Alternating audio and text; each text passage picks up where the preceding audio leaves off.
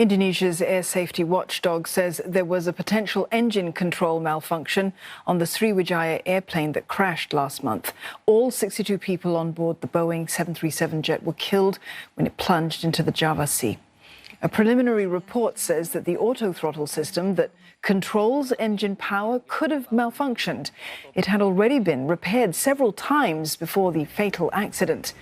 Investigators say that the left engine throttle level moved back too far, cutting power output. At the same time, the right lever was stuck in its original position. Unequal thrust caused the plane to roll and dive suddenly. KNKT menyampaikan rekomendasi awal untuk mereview hal-hal terkait penyempurnaan regulasi dan implementasinya, yaitu terkait pelatihan untuk pilot dan penentuan tahapan kondisi darurat pada pesawat udara. Divyanti Faritz joins us live now for more. Divyanti, investigators are certain that the auto-throttle is to blame. Well, investigators are still puzzled by these anomalies involving the auto throttle. They say that a plane can still fly with one engine off, and if they had a faulty auto throttle, but they say that the data that they have is still very inconclusive because they require more data from the cockpit voice recorder, which is still missing. Now, we know from the preliminary report that at 8,150 feet, the left auto throttle backed off, which caused, a reduction in power, while the right auto throttle jammed.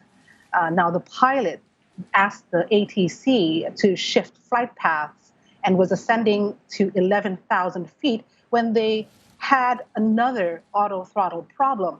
At 10,900 feet, the autopilot was disengaged. The aircraft pitched up and started to roll before it eventually pitched down. 20 seconds later, the FDR recordings stopped. Now, at that time, the Meteorology and Climatology Agency said there wasn't significant cloud cover at the time of the incident. And the KNKT investigators said the airspeed indicator and auto throttle were repaired before the 5th of January, and no other faulty equipments were reported or deferred for maintenance. Investigators said they will continue to analyze ground proximity warning system and check whether human error was a factor. But this is going to be very difficult without sufficient data from the cockpit voice recorder. Don? Well, speaking of that voice recorder, it's been more than a month since the crash, Divyanti. It hasn't been located yet. What's being done to find it?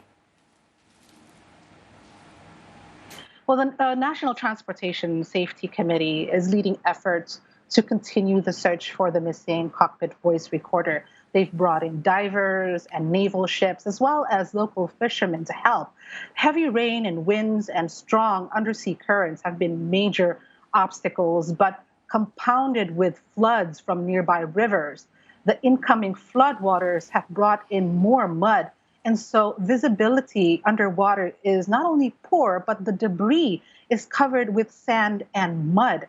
So investigators are bringing more equipment to remove mud from the seabed and bring up more of the plane's wreckage.